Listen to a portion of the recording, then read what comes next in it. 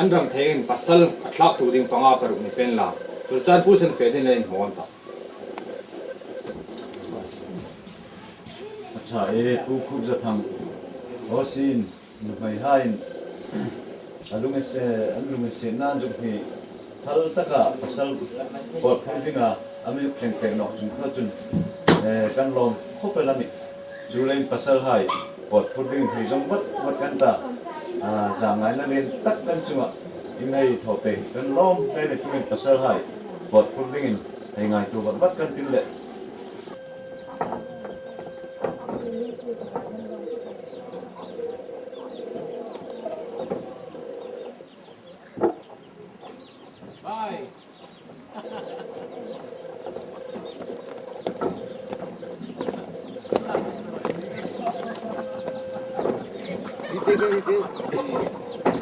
Uro, aquí, pero no me cae acá por dentro.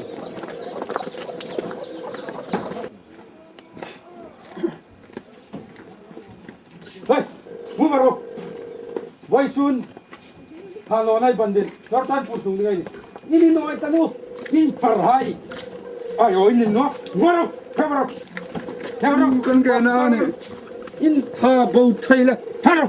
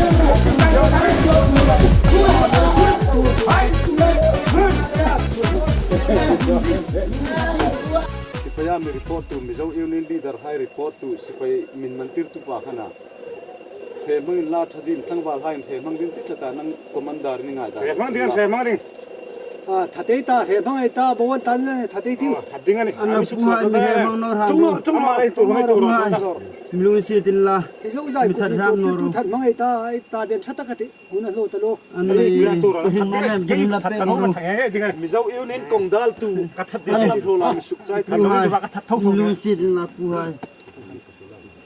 hain ti chuan ti ka ama hi CID lolte nga thang ama report na le ei nu nga khai le langwa hai tam tak pot pura rims ta ka mi tho tu cho ma hi na thi thak chuni ami rok tu ei ni nam tlom te la ya thingna han lak si hai hi ei nam tlom na ka la ya pu ya hingnai chu lam no sin asul nang phun themna punishment chu amu ding ani tu hun vok om le vok sa ding ani ami rok chu ama hom hi lahung harata ai ni ting khom long thanga ta nam le khot langa di hon mi tang kai along ni ei be sei tho ni chule tin athing le to hla ra mai ti wa punishment chu pe ngai da vo khom la vo ke ni ding ani sim da ju pin no tang ka exam si pe ha nan pek cha Mizo Union leader hai king no in mantir khan iman ja chun mi pe ka kan mi pe ja chu ka he ching taram puhai he ching ha ro hil ro ka he ching to no hil ro hil ma jun in su nong ka ti che ka he ching to no ro le pa lai dam ka manga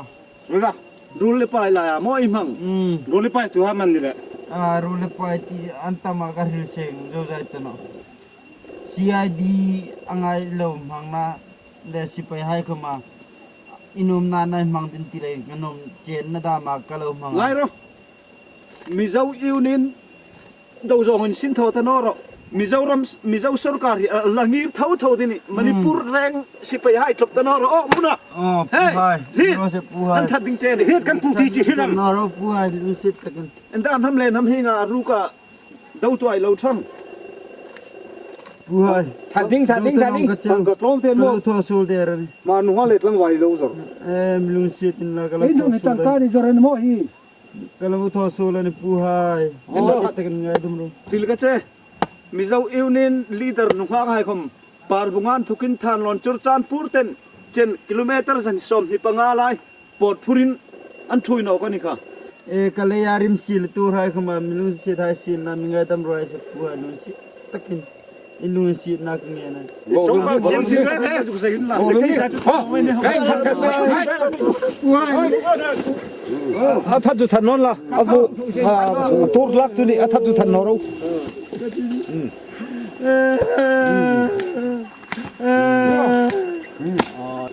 Tuan choi to rong xe choi to phơiมันได้อีงอ่ะ Thật tiếng là thật thoát đi.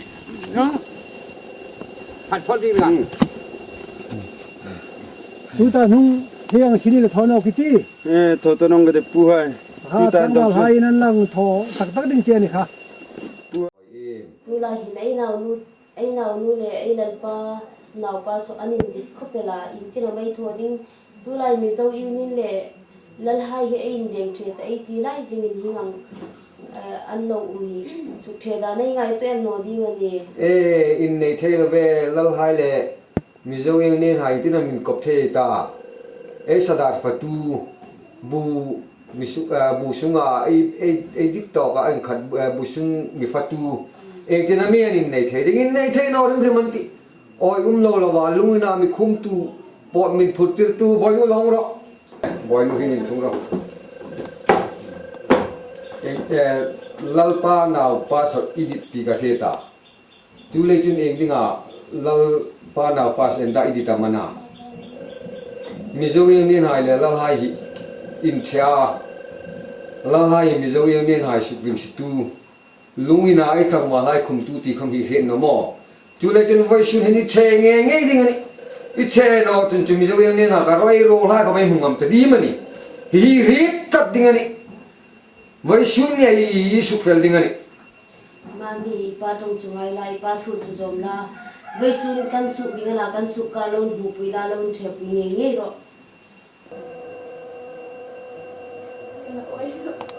pa in trong hai cái xe ngay chung cái sang val pa in che pui thay non ifa mang nge ti o ipa thu chungai ta la ipa trong chungai ro thế nghe đó tu ta không thế nào thì chịu ý cả vụ phim này mình chơi này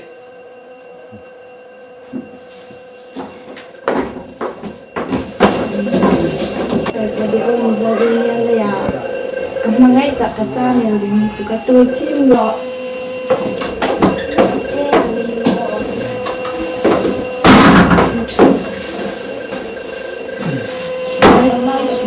lai sang lai ta kin na kan vai to kan ya pa na ha sha pa in so pa le ni te kan no ta ni ta in sila mai to ni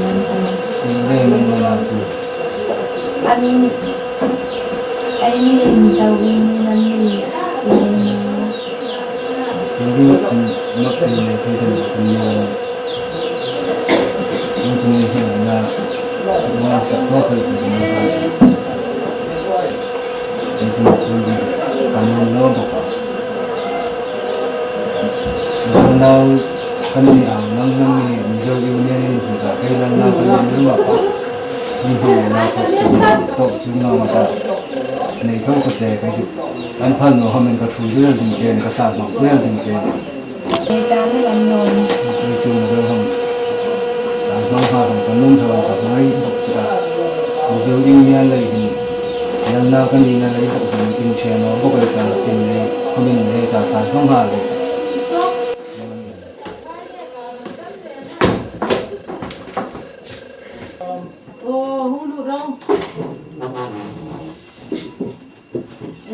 thu rau thu man sang ba hai khi có quy thì có làm phê là đúng không khata ni pi hoi sun khon ei venga khon bol authority ha in Mizo Union ha tlang wal ha nan de nga lalpa in tiam kan fe pe ding an tia chil khe ai rul pa khom an mana an zai je ka athiam adamam ti khom kan ri de no chulei ku chun kai ni khom tlang wal hai ka pui kholam dingo lalpa in ting da min tho pe dingam ti ngai ven tinga hong kan ni le mani pi kha chan chin ku kha lo ri ta ipu kom i pantlang ting azam hangani kha du chen hin la hungin loi lo na i ma changani ti khom ka hi phang no kai ni khom hi ho hi suk san phatel ding kan ti ni in lo ngai na la ta no thing la an mi soi sak he i rau kho mai real thai ta no ni he ni lo mo pi hin thole mai in kho san ni sam san pe no ro no ha kang wal kan u man no lang suk san phot in chang kan ti Mizo Union hai tarok rop hi lang suk san kan ta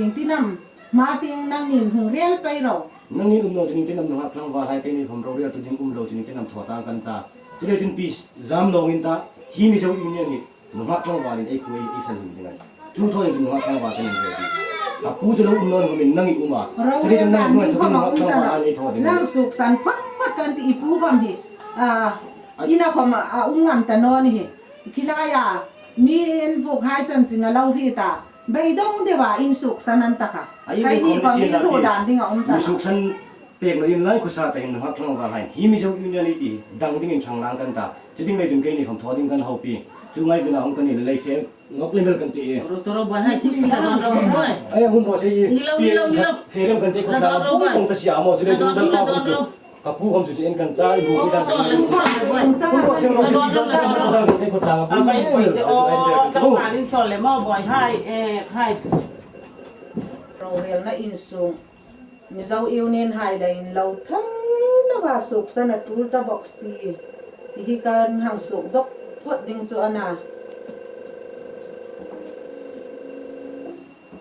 đi tiền po không đi xem là đừng đúng xem những ngày hay là không in sụp chụp tu là na kapu không ngày tu mà số phát tin là in run hai chụp lâu en cái kan ta thắt takin ana chụp ta thiền ra rin dam takin hung kir nok bak tumin là hang suk dok phot tum kan ti in hang suk san kan ti Mizo Union hai in lo ngam talawa an mi soi sakana hian nun an ron tha sia in ka lal ro real na in sung kai mak san ding hi chu ka lung ril chu vai na de o ana chun na nge no mai ni kho mai lu ri la na singa ami pui kho mai ba dong hangin sim phot ka te lal ro real na in sung chu suk san lo thai lo dina ngai an tai kum no hai hang sim kom ka te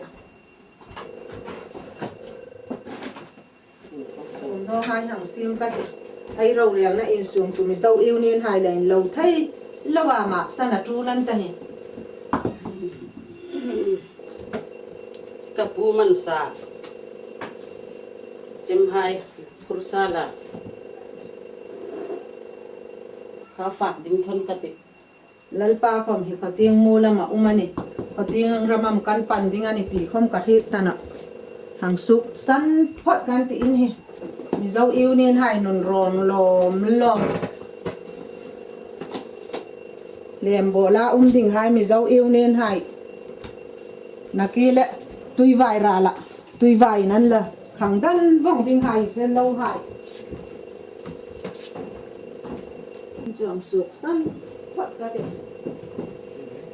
ti kapu ti thai ni kapu don ding tu yang kur pek la in hai chu mai to no la in ran hai in lak hai chat te in lâu thak ro ra rin lan mo no kai la ro ria hai ka suk san chu san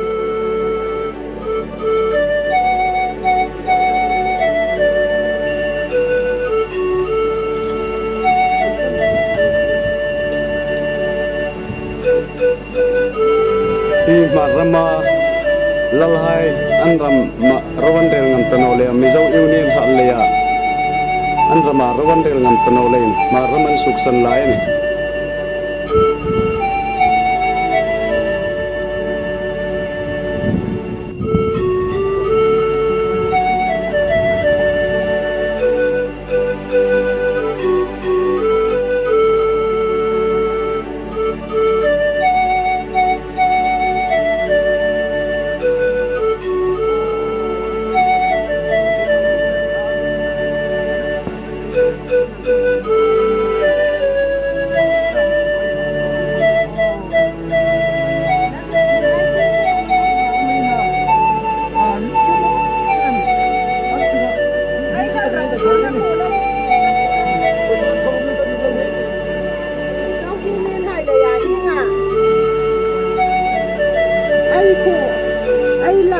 na ai hang mak san ni chu lu ri chu na ai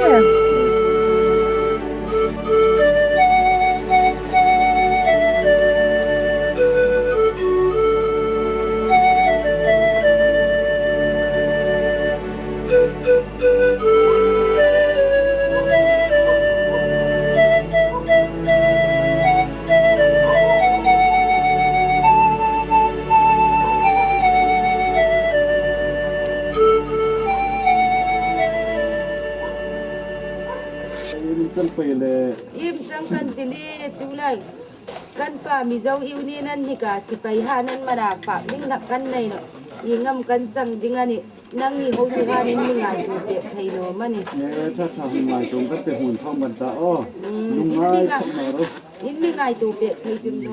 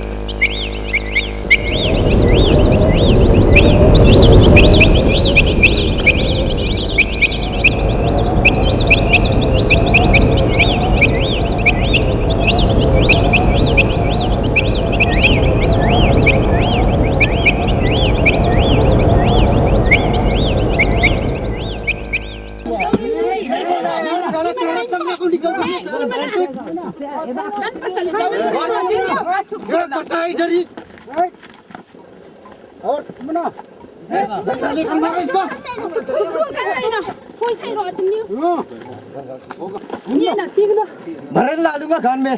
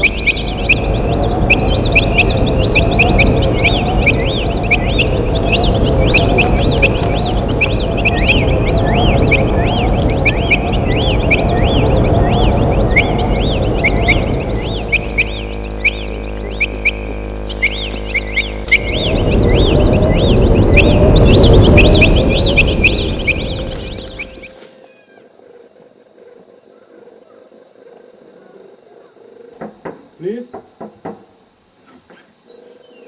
Pising muna nga. Oh, pising le. Makam na. Kita nga ako, sila le.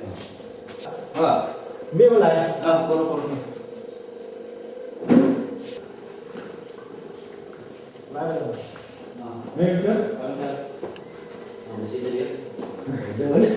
Sir, I come here, you call me. Voice of Mizo. Mizo Union. Very good. Sit down. Siapa orangnya? Isi. Tobi, isi ayo isi puro.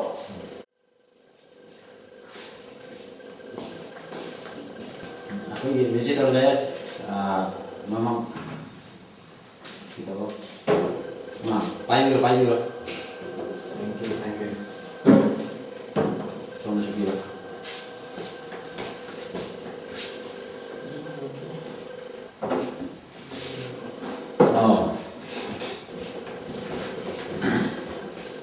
Thank you very much. You fulfill my order. You are coming from thank you. When I come and visit your place, there is a riot. The Mizo Union are revolting against the chief, as you know. You are also involved, taking part, very active, no? Yeah. I'm the great leader of this Mizo Union. It is not good for you to join the foreign policy and living in Manipur. As long as you live in Manipur, you have to be under my control and you have to obey my orders and rules. We are foreigners.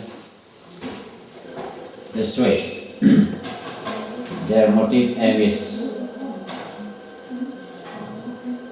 to intrude in the soil of Manipur and take some part of Manipur and make it their own. It is their motive. You may not know this way. No inches of Manipur can be broken up or would never go to any other. But sir, living in Manipur, we don't get any benefit from the government. That is why we are greatly involved in Mizo Union. Or you may not get any benefit by joining this Mizo Union. As I have promised when I came to you, if you are obedient and take every step to integrate for the integrity of the Manipur, I promise you I can give you the event regional council also. Yeah, will. That is only for the Hmar community? Yeah, why not? Well, it must be very good instead of joining the Mizo Union. As you know, the Hmar people are living here and there, scattering in many regions, Lusai Hills, Tripura, Chittagong Hill Trek, and Assam. If you are living together in Manipur, you would occupy a very large area and form even district also. So, I request you to persuade your people to abandon or to give up this Mizo Union and live in Manipur and live for the sake of Manipur. Yes, if you do like this and obey my order and rules, this regional council is in my hand. I can give you at any time if you are obedient. But right now, we cannot do the final solution. Firstly, I need to go to HMARRAM and I need to convince my people. Then I need to go to Aizawl and talk to the Mizo Union leaders. Aizawl is our headquarters. Without their consent, I cannot do the final decision. It is also impossible for you to live in my kingdom and rule over by Lusai people. If you want to be under the Lusai hill, you have to go to Lusai hill. You have to leave my kingdom. That is the reason why I call you here. If you obey my rules, I have already promised you to give you regional councils. But sir, we have been staying in HMARRAM for many years, for many decades. Yeah, you have to live here as you lived in the earlier days, in olden days. Try not to obey the Mizo people.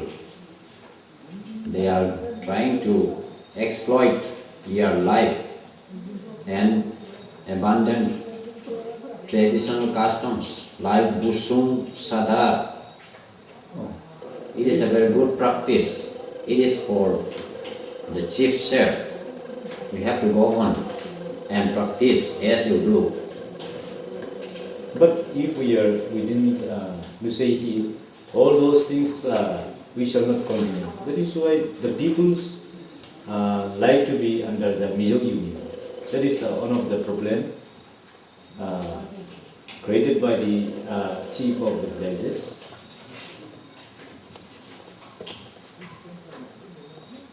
If you are obedient, as I have told you and promised you, if I give you regional council, if you are under regional council, you can do it by yourself. You can rule yourself. And this practice of Lal Sadar, Lal Busun can also be given by and by. If you are not interested in this kind of practice, if you think it is good, not good for the people, it can be given up later on also. First and foremost, and the most important thing is you have to give up this joining the Mizo Union. For this year, as I say, I need to go to Aizawl first, then I need to visit my people. According to their decision, I shall let you inform later.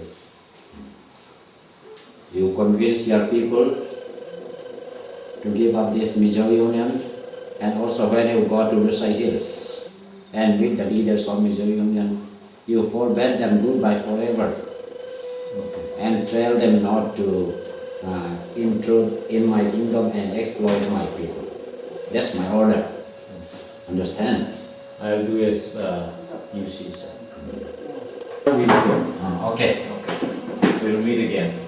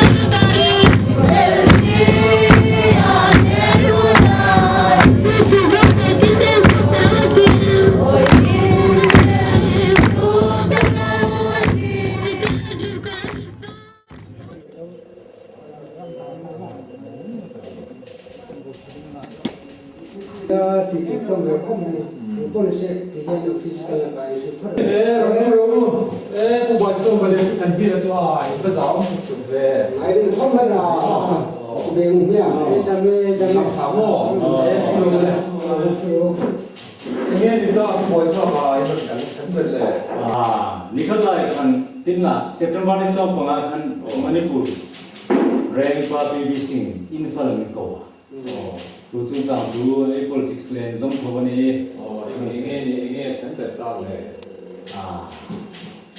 MLA Mizo Union ni option in la ma hai ta ding Manipur ting pang in autonomous district paying ka che ho ni ta mi ting che ka chu chu chang ko ni kan ba ku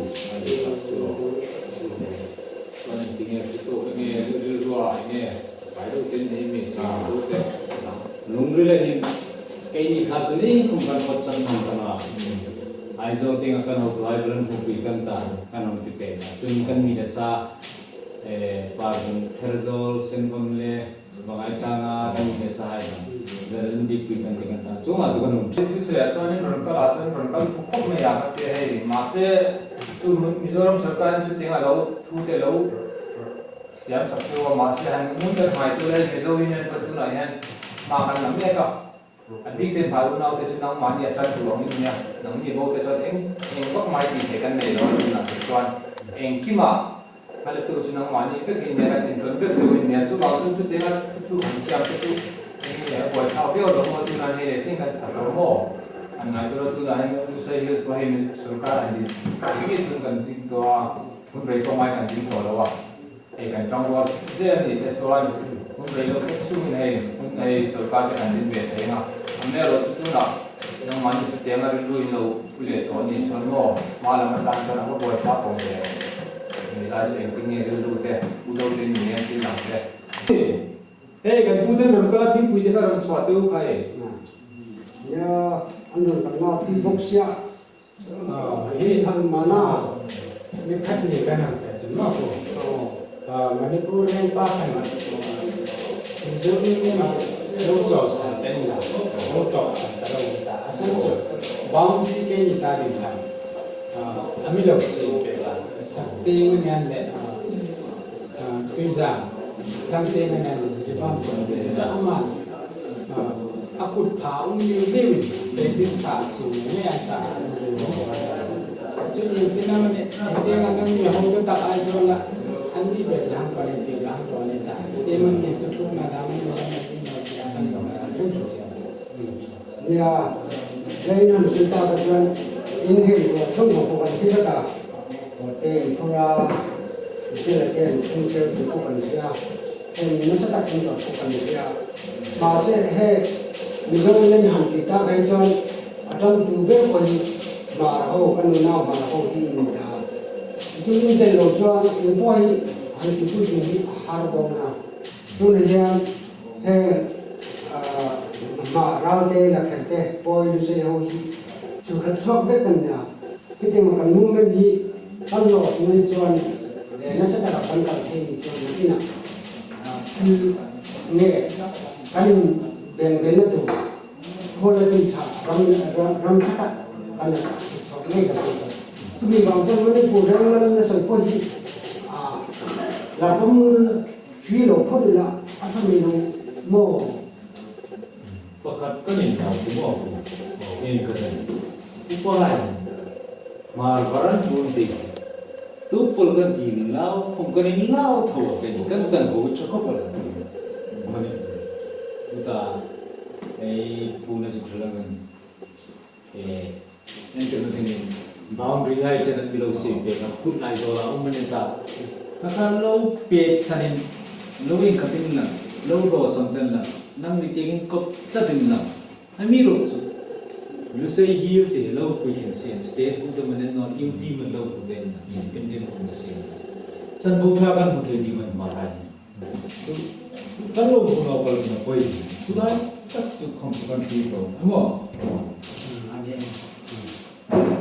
Tuna Mizoram state ko polong pumaila nilo tuni di polong ni se ai polong ni se intan ton chan ko gi aum tu kim mani kim ba to lu do dong kham lo ma ya lu dong kham lo bela asada ni Poet ke buat cok oleh putan kira jin zawng. Biar nak hit master, mungkin hai tu lah deh. Manipur BBC ingin tu yang ku, kalau saya tahu bangsan, mungkin hai tu yang tuan mo, tu nanang ni malah tu berin dia. Mizo Union aku alu berin dia. Nang mani tel lo tuan yang tinggi makan lah tiang. Tu jen kan yen lu jauh tu kan dia jauh hai. Nang mani tel lo tuan yang kong yang tim yang thoi thui boi kan kal ti kan ding lo mo. Tu bangsan mungkin dulu hai tu lah. Nghe tu Mizo Union kan tinggi ke hi. Ma min dak tu zel turin kan som du jauh ni. Tu na Manipur kal hnawl me turan ya.